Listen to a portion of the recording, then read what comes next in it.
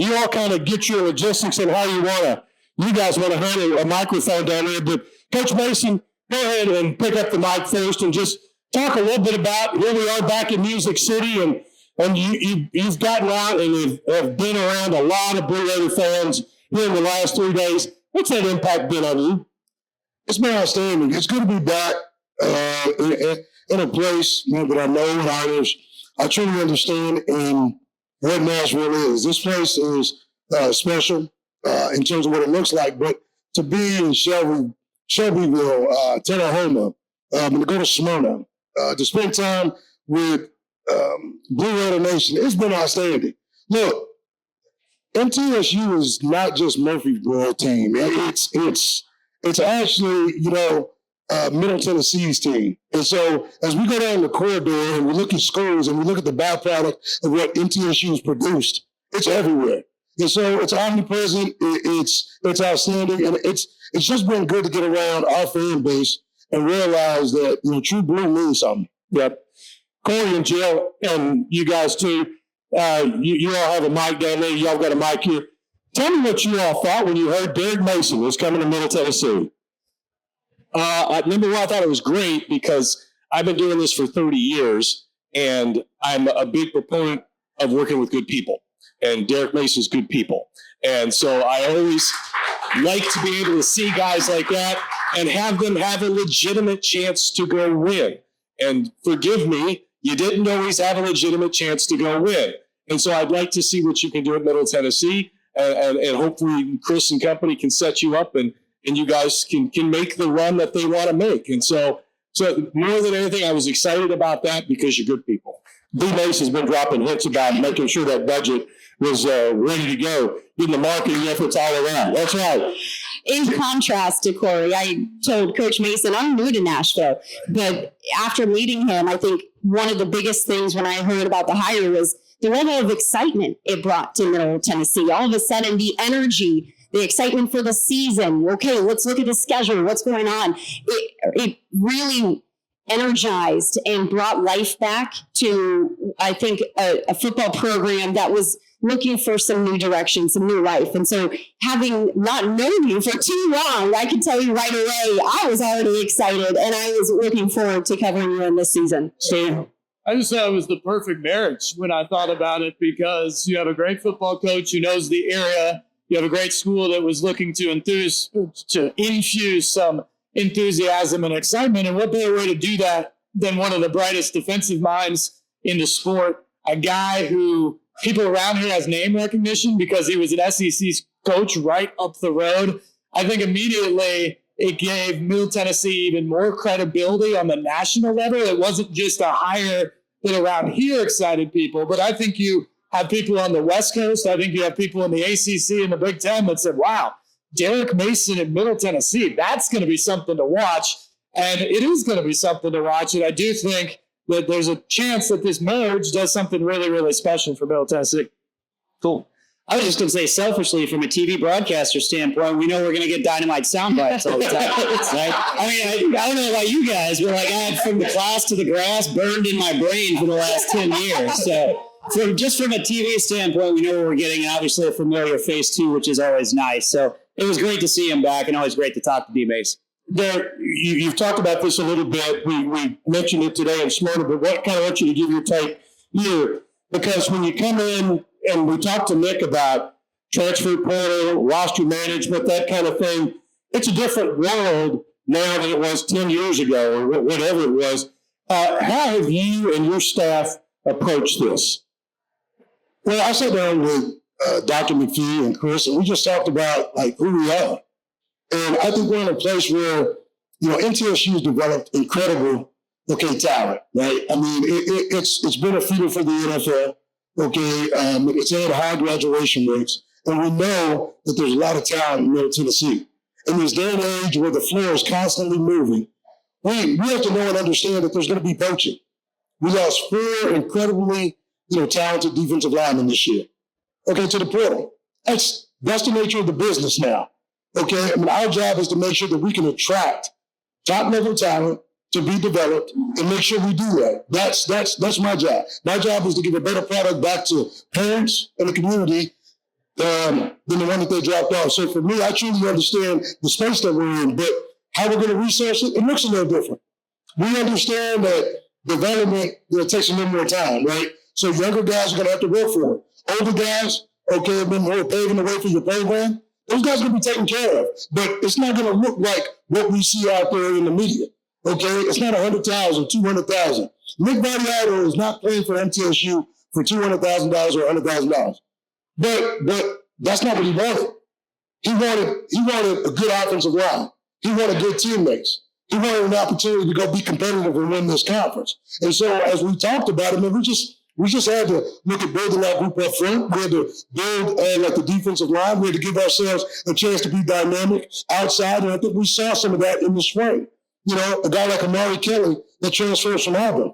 Okay? Amari had a lot of schools offering him a lot of money to go play there. Amari comes to our place just to come play. And I thought he had a wonderful spring, and now he sets himself up to go have a great season. And Nick likes what's around him. When your quarterback likes what's around you, I think we're doing the right things for MTSU because we know who we are. And I think that was the biggest thing. Let's set who we are, and then let's build this thing to go win. All right. I'll start back with you guys. What questions on this end, Chris, you and Steve have for Mace about his roster and what we're going to see on the field? Yeah, I'm just curious to know specifically what the emphasis was this year. It's your first team. It's a bunch of new guys out there. What were the main things that you were looking for with the crop that you had? And then when you realized that, how did you go about supplementing what you didn't yet have? Well, I say every day is a job interview, like in our program. So what we did was we had 4.5 months to evaluate. And with that, we told our guys, it's got to be we, not me. Like, that's it. And it sounds like a coaching mantra, you know, a coach's idea of what's happening, but, you know, this is a game where you got to give up a lot in order to find success, and you can't do it by yourself. And we got through spring. We looked at, you know, the academics. We looked at the athletics. We looked at who people were. We started a project called a Blue Collar Project, and we said, hey, you're in or you're out. And we had to change our roster. We realized coming out of spring we had to flip it. And so we did. We put some guys in, okay, and brought guys in. Now our roster's sitting at 120, and it looks like our quarterback. You know, when people look at Nick Vadiato, man, please do not judge like that book by his cover. I came in, I looked at Nick, and I was like, man, yeah, okay, man, smash quarterback, man, got some game to him. Yeah, I was pleasantly surprised, you know. And I've seen Brock Purdy, so I know what Brock Purdy looks like. And Nick's that. He is. Man, outstanding arm, brilliant mind, can really diagnose the field, but can actually manage the game. And I think nowadays, man, you got to be able to do that. And so for me, it started there, and what we see with everybody else is that everybody else at every position got better, like in my opinion. From where we started, when we lost guys, to where we are now, we look like a different football team. So now what we got to do is focus on the chemistry, because chemistry, character, great foundation. As you mentioned, you turned over the rosters from the spring. Yeah. I think it's 43 new players from spring ball. That's pretty amazing. What's the biggest challenge without having them on the field yet of making sure that when you get to camp, they're ready for that? And then I guess the second part to that question, with everything going on right now, one of the big questions is what will roster size look like? You just talked about 120, bringing in 43 new guys. I'm going to guess you're not in favor of capping team limits at 85. I'm not. Let's start there. Right? I'm not. I mean, and really, that's something that we're probably going to tackle a year from now, because the waiver leaves us or gives us this year to be able to look at our roster. So I'm just going to focus on the immediate future, and then you know, myself and Chris will sit down and continue to talk to Dr. McPhee about, you know, where we go in the future. And, you know, capping, the NCAA is not looking. The college landscape's not doing very well when we cap things, so we'll see how it goes. But as I look at like where we sit right now, I just think, you know, like our football team is a football team that has an opportunity like to do something great. I do. I believe who we are, where we sit, what we can do. You know, guys on our roster. It's different for me right now. I'm not quite sure what everybody else's expectations are. I just knew we set the standard high. for what this team needs to be able to do. And we got a short amount of time. So just keeping the main thing, and focusing on the things that make us MTSU is really where I'm sitting. Jill's got a question. Coach, you mentioned a lot about the towns you visited today and before, and then also the communities, how important that is to you. And I want to get your thoughts on your recruiting footprint, because I know how important that is this day and age, continues to be more and more important as recruiting changes. You mentioned how MTSU is Middle Tennessee's football team. What's the most important thing to you in this program as you start to set the foundation of that recruiting footprint? I think you said it, footprint. We stuck a flag right in Murfreesboro, and we said 3.5 hour radius. Okay, that's what we're doing, right? And I think you got to be careful about what you're saying there, because everybody thinks, okay, everybody's coming from Tennessee. Well, it's not the case. I think that's where we start. All right, that's the foundation of what we do. We stuck a flag down, and believe me, from Birmingham, okay, up to Bowling Green, okay, from Memphis all the way out to Knoxville. That's where we spent our time. We've gotten into Georgia, but I tell you what, very rarely, other than to fill out our rosters with special needs, will we be stepping into spaces that we don't know about. I think this much. People want to see people they know. They want to see names that they recognize. I saw it with Keyshawn Vaughn. I saw it with Jawan Williams. I saw it with guys that were homegrown products, and what that homegrown feel felt like for our fan base, and what it did, for those student athletes. They felt at home. They knew who they were. They represented the place the right way. And I think when you build it that way, there's an opportunity within the game of football to make sure that you do something special. Corey, if you hand the mic to Corey, I want to bring Chris into this part of the conversation as well. We touched on roster limitations. We've got the House settlement. That's not the sexy, sizzling part of college football, but it's going to become a reality. From your position, what questions do you as a journalist have for schools, and in particular here in the local schools, of how that might have an effect? Well, as I was talking to Coach Mason before, the group of five is not the power five. The finances are different now, and they're going to be different tomorrow. And the teams with the money yesterday are the teams with the money tomorrow. None of that is going to change, all right? So how do you dominate the group that you're in? That's the important question. Chris, from your standpoint, I know there's a couple of things in that kind of got in your craw a little bit. Yeah, the House settlement is an interesting process, and it was negotiated by just a selected 2 or 3 entities. So the way the finances break is that whatever that $2.8 billion settlement is, that 40% of that comes from the group of 4, and the other 60% comes from the rest of the NCAA. And so I don't think that matches up to what it is. It's just the Power 5 guys being even more greedy than you think that they need to be. And so why is Fordham playing a disproportionate share? And then the plaintiffs will distribute the money. And so that's my question. If we're paying 60% of it, how much does Reed Blankenship get? He's a starting safety playing in the pros. I'd be very interested to see what he gets compared to the backup guard at Illinois. And how would all that be as Fordham financing Zion Williamson's back payments?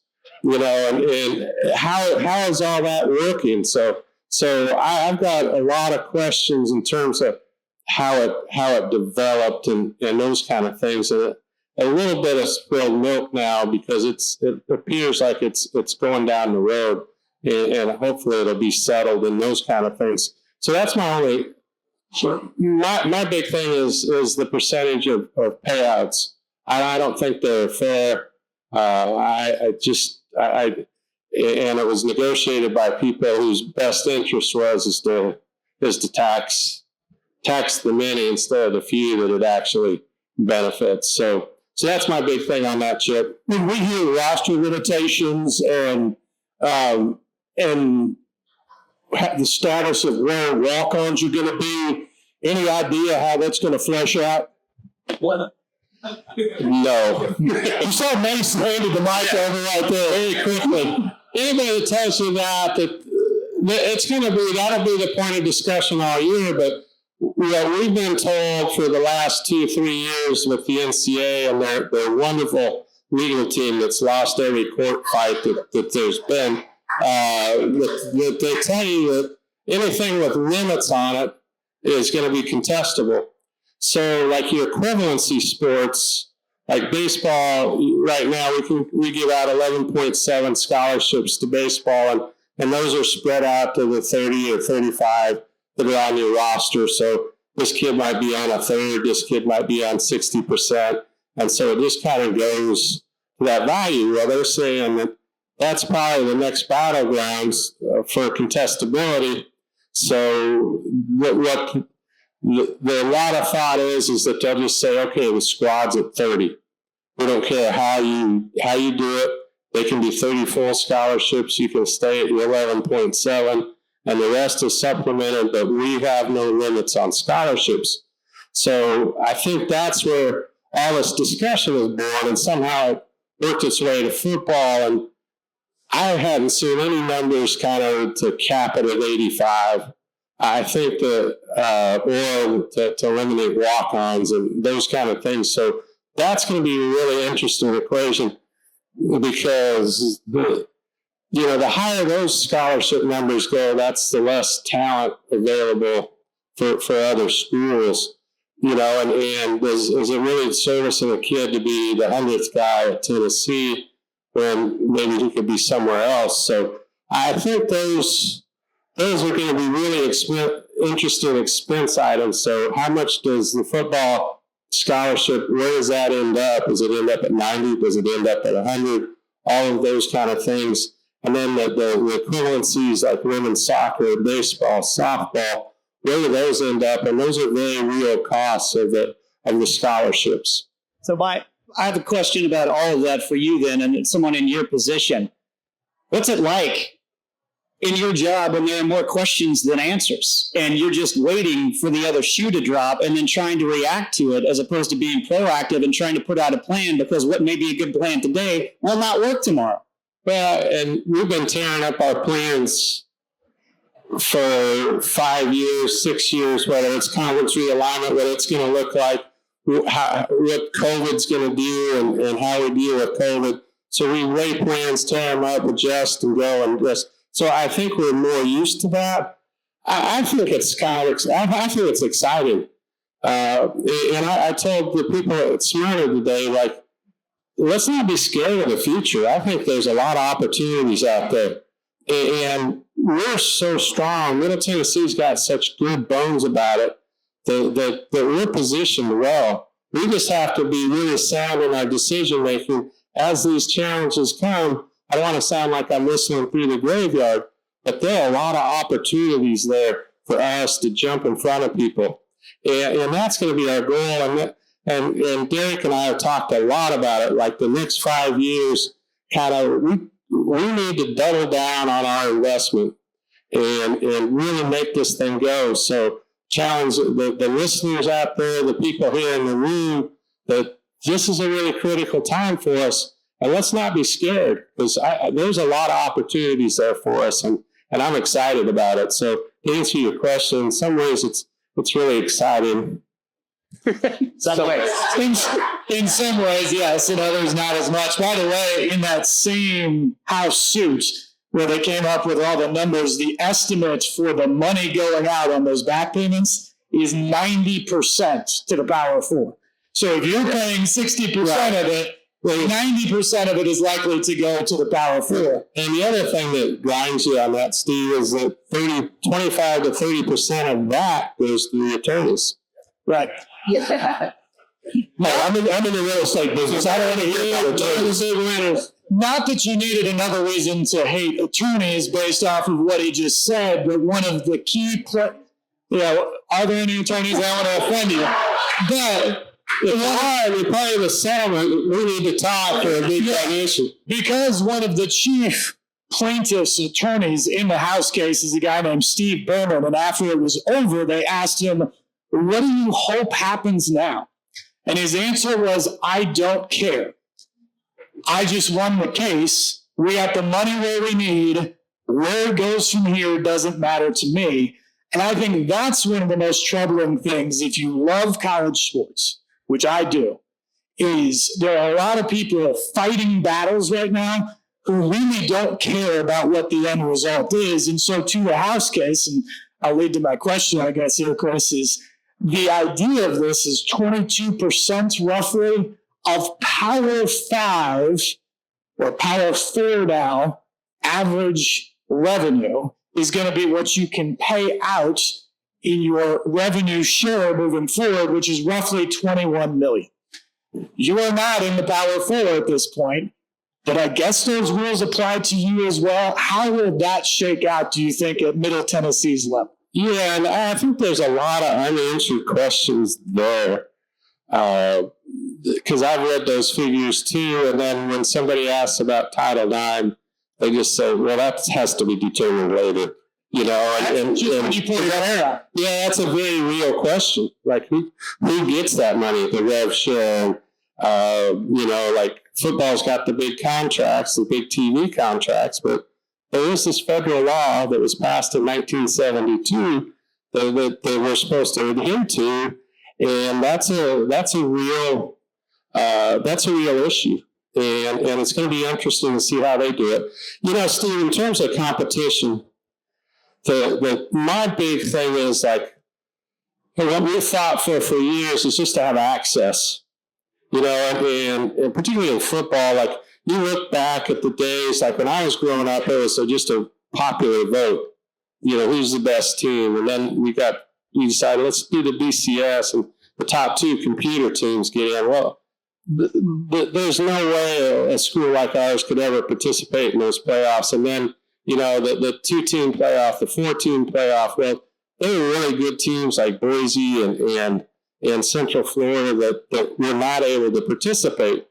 And now that it's to 12, and we do have a slot, and that's really important to us. And so, you know what? David could always pick up that rock and get Goliath. And the way it's bracketed, like it was really scary. Like if you come in as a 12 seed and you're playing number 1 right away, I mean, the playoffs have shown us that even like the 4 team generally is not competitive with Georgia or whoever's number 1. Those games have been historical blowouts. But the 5 versus 12, those are winnable games. Look at the NCAA basketball tournament. So we have access. We can get in there. And that's the important thing. They can choke themselves with money on rosters like the New York Yankees or whatever. Those teams don't always win. We just have to know, as Derek says, know who we are, be who we are, be real to ourselves, and let's go. Let's do it. Yeah.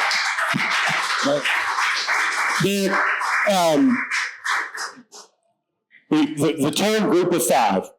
It does have its own kind of community to it right now. It has kind of grown, kind of fleshed out of the mid-major conversation in basketball a lot of times. I'm going to ask a fan question here, using the Power 5 and the Group of 5. As a fan, should I be pissed off that the Power 5 is looking down their nose at the Group of 5 until they come to try to get your players? Didn't need to load that up too much. Yeah, you know, another question. And really, with that point, is talk about where you see Group of 5 football going in the next 5 years, because that's a very important window. Well, you know, I think just in our conference, I look at some of the people at the top. I look at Rich Rod. I look at Jamie Chadwell. I look at Tyson. Okay, up at Western Kentucky. I think when you have good coaches that have been places that understand, like the landscape, they're going to have great programs. They're going to recruit. They understand that there's an opportunity there, and it's going to be extremely competitive. You know, like me personally, we're going to lose players. You know, Tyson was talking to me about, you know, a quarterback that he lost, right? And he said, you know, we just got to the point where we couldn't pay him, right? And that's okay. But I think our chance of development and keeping guys on our roster is better than at the head level, to be honest. Because right now we've got guys that haven't played a lot of plays or haven't played a lot of snaps, getting a lot of money to go to places and hoping that they become quality backups.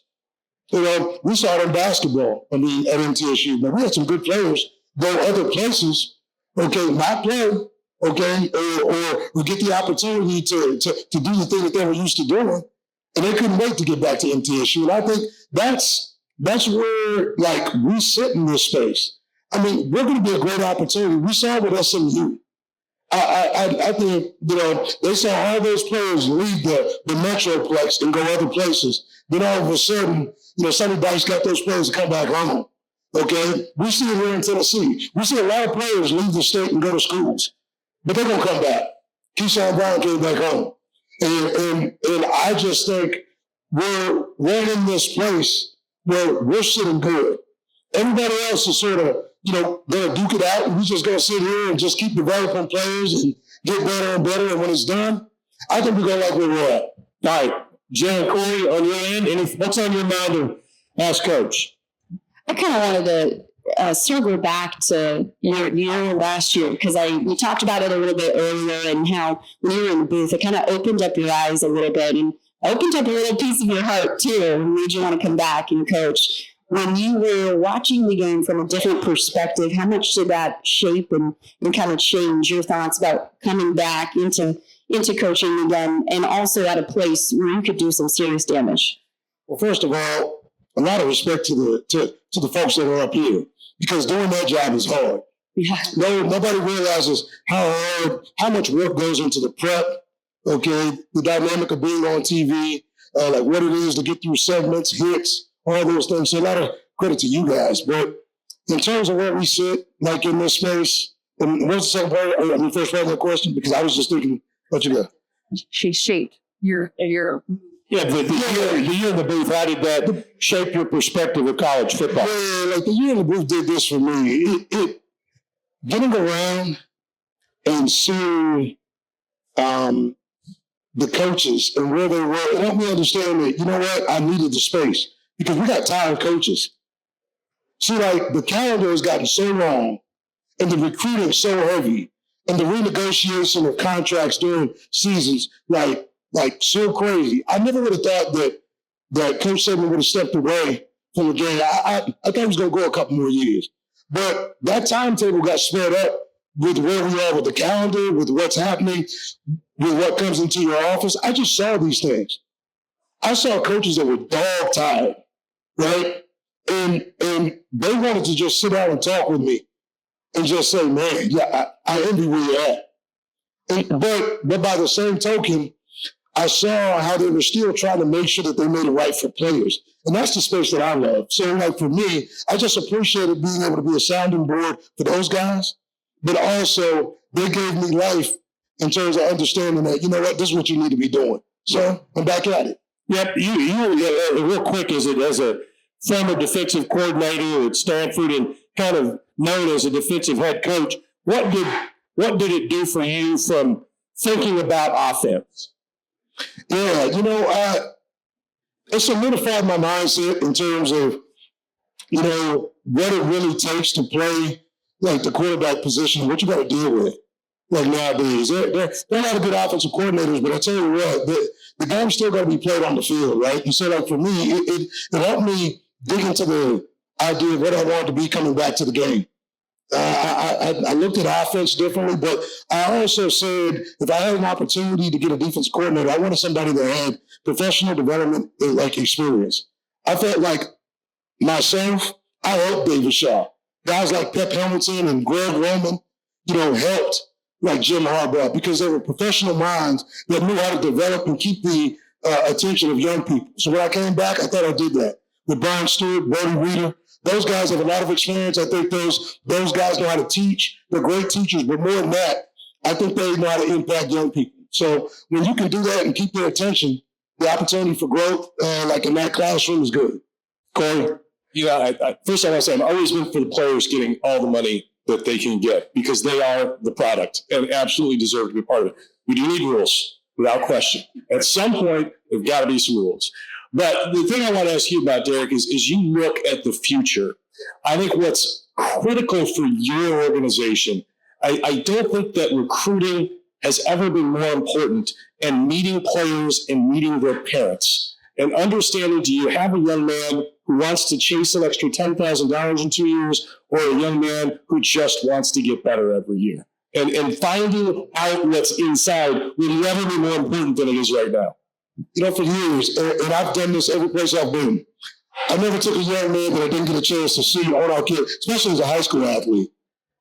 Okay? I've never taken a student athlete that I didn't get a chance to see, okay, or get in front of me, or sit there and talk about the game of football. Because I'm telling you right now, we have way too many athletes with too many people speaking for them.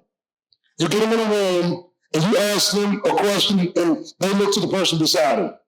They don't know how to answer a simple question like, why do you play the game? You know, they're looking to the right and left. And like, to me, it's really important that you have a love for the game, because like, let me tell you something. We're seeing fatigue and burnout, okay, at this level. Man, with all the private coaching and all this stuff that's happening, you know, like since they were little, when they get to this level, you can't do it for your parents, you gotta do it for yourself. You truly gotta love this game, because it's hard. When I ask a guy to get up at 4:30 in the morning, be in the facility at 5 to start a 5:45 meeting and a 6:15 practice, parents ain't getting up like that. That's right. That's the fact of it. So I think now the onus is on our coaches. I tell our coaches, don't fall in love with players. Find out whether or not, man, when they know the game of football, okay, let's start there, and then we'll like sort of reverse engineer the idea of how they fit in what we do. Yeah. Guys, on this end, kind of final lightning round here, Steve. But no. I'm just so fascinated by what's coming in the next few years, and it is. I think we're going to learn a lot in the next 12 months. I think we're going to have a pretty good framework, but there's going to be a few things that come after that. So I guess my final question to both Chris and Derek would be, if Chip was Charlie Baker right here, you know, somebody who has way more power than I do, to actually influence something, you could ask him one thing that you could change. What would be your one thing that you think needs to happen to put Middle Tennessee in the best place to succeed? I've had an opportunity to be with the NCAA and Charlie Baker, and I think Charlie Baker's great. And our big mistake as an organization is that we didn't hire him soon enough. We were down 60 points when we put him in the game and expect him to win the game. You know, and so he's just getting battered around, but he's trying to push the ball across the. So, Steve, like, my questions would be more to Mark Emmert than to Charlie Baker, kind of. Why are you getting paid? What's that? Why are you getting paid? Exactly, and if that salary, Corey, how you still made a lot of settlement money off of Mark Emmert's salary. Didn't he get a bonus not too long ago? He did, yeah, every year. So I think with Charlie Baker that my question would be, how do we develop a framework that we still make education important? You know, and we have all these changes kind of on the outside, but I just so firmly believe in the value of a college degree, and that has more permanence than $100,000. You know, we're giving 18-year-olds these bags of candy, you know, and expecting to be responsible with it. So, but that would be my question, the urgency to, like, let's don't lose that. And he feels that as well. I've got a lot of confidence in him. So that would be my question. Chris, third. Derek's answer. You know what? I think I have to second it. I think I say it in every stop. I think we have to value the education a little bit, and not just the education, the educational experience. I don't know how you can go to, 3 or 4 schools in 4 years and really look back at your experience and say, anything other than I enjoyed the money. You know, I mean, I look at my college experience and from my friends to my wife to the games we played in. I had coaches leave. Andy Reid recruited me, and he left, right? And he goes on. But my experience at Northern Arizona with guys like Brian Stewart, okay, and Renee Stewart, and other guys, those guys, we've been lifelong friends, okay? I mean, our kids are named after each other, right? I mean, when we look back 5 years from now, what are we going to say about the college experience and what it looked like? Before you ask your question, Chris, just to piggyback off that, my answer would be the movement piece, the transfer portal thing. Because whether you're talking about getting an education or your experience, all these other things, how they get paid, the amount they get paid, whether it's contracts, employees, however you name it, all that stuff is going to work itself out at some point.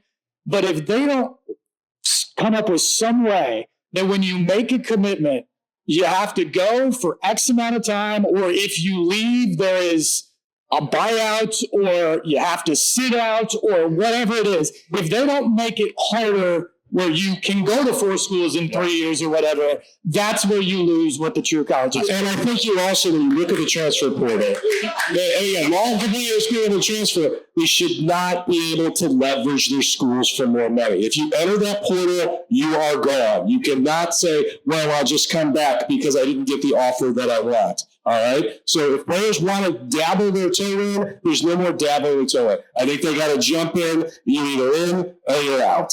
But I'm really not talking about this. If you look at the football table right now, there's over 10,000 football players in the portal. They're just dipping their toe in the water for more money, though, Coach. But let's say, okay, only 2% of those guys are going to find places to go. Right. We've got over 10,000 football players in the portal. Like, what does that look like? They had opportunities where they were. The 1% was going to get paid.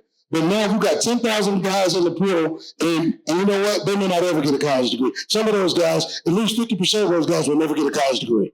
So my question, kind of as a subset of that, is when you have all of these players, and we saw this, I think, more so in the college basketball landscape this past year with the teams that are having success. As teams get older and coaches want older and more experienced guys, then what does that do for the high school kid who's trying to come in and get developed when a lot of those spots are now drying up because you're bringing in older guys? Now, different programs run different ways, but that's one subset. And then the other part of it is, let's say that you invest in high school guys and then you build them up and develop them. And then after 2 years, how attached can you be to them? Because then they may go somewhere else. First part of that question, come in to TSU. And I believe that because we're a developmental program, right? But I think when you develop them, you have to be okay with it. And me and Chris have talked about it. You got to be okay with guys in the open market. You do. I mean, you talked about possible 2-year limitation. What does a contract look like? That's going to happen. I mean, at some point in time, that's going to happen. But I think for us, if you can develop, if you can make sure that like relationships and stability of your program, matter, the experience is good, guys are going to come. They are. I've seen it way too many times to think that I can just pay a guy and a guy's going to enjoy the experience because, if he doesn't like it and he's making good money, he's going to leave anyway. So I think for us, let's keep the main thing the main thing. How do you run a program? How do you develop guys and really at the end of the day make the experience one that's memorable? At our place, Chris, we never tried to be Ohio State. So when I got to be an AD, it was sort of that internal vow. You set these pillars for yourself. And I never wanted to lose a coach or a staff member to a peer institution. If they're going to go to Ohio State or to go to Clemson, shake their hand. It's generally more money, better opportunity. But I don't want to lose on an equal playing field. I don't want to lose anybody to UAB, and those kind of things. And so if we do, on coaches and those kind of things, if Kermit Davis would have left and gone to UAB, we'd have to ask ourselves some really hard questions, like why is that a better opportunity in his eyes than where we are right now? What do we need to change? And I think that we have to have the same attitude with players. You know, like I don't want to lose a player to UAB, to Memphis, to Western Kentucky. Just name them all, you know, and never want to lose that. And if we do, what are we doing? Do we need to really increase our efforts in the NIL? Why are we losing these kids? Are we not developing? Are we not following through on our promises? What kind of environment can we create? So that's got to be our bedrock. And it's the same as with employees that don't want to lose them to peers. And then if we do, then we need to do a lot of internal questioning and try to fix it. Right? Well, that it. Like, I just want to say that our jobs aren't hard. The coach, I appreciate it. But the hardest part of our job is having to watch Ken Wisenhunt lead the Titans for 2 years.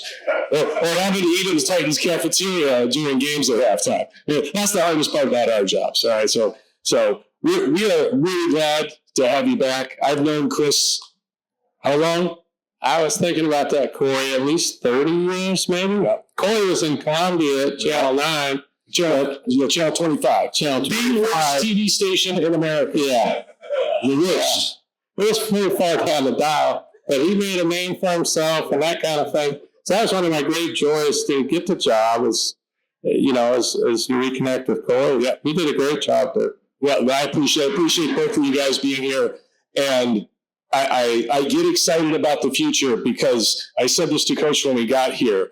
When you guys made the change, you made the change for one reason, to win championships. And when you set the bar high, you can achieve great things. You don't achieve great things without great dreams. And it's great to see Middle Tennessee having great dreams. Thanks, Corey. That's great. No question. Just final thoughts. I've really enjoyed covering all of the athletics programs, the softball team, women's basketball, men's basketball, you name it. And I think I'm most excited about this new football season just because, again, the energy, everybody talking about it, and hopefully that experience, that game day experience, that experience for the players you talk about, and just really looking forward to covering this season, Coach. Thanks, Joe. Mm-hmm. Just a quick thing about Jill is that 3 years ago, one of the first assignments was a Blue Raider Blitz over at the Nashville Sounds Stadium. First day on the job. So I can proudly say when I see her on TV and doing great things, I'm like, I was one of her first interviews here in Nashville.